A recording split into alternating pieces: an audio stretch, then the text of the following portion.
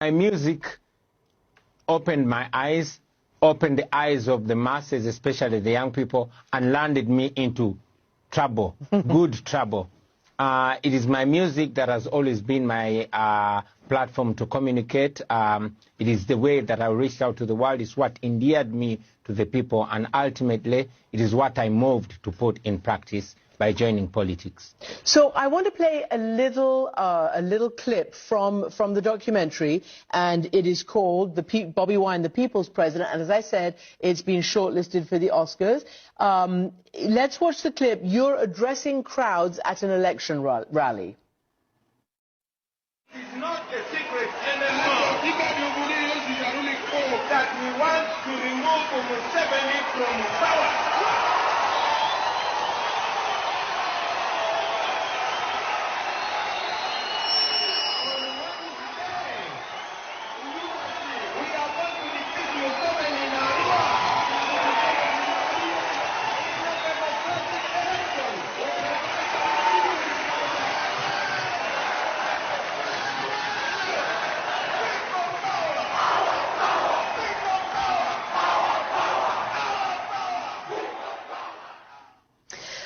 You know, you have put yourself at great risk because it is not easy to challenge an incumbent who's now been in power for 38 years.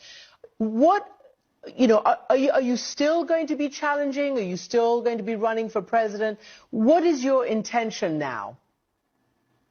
Thank you, Christian.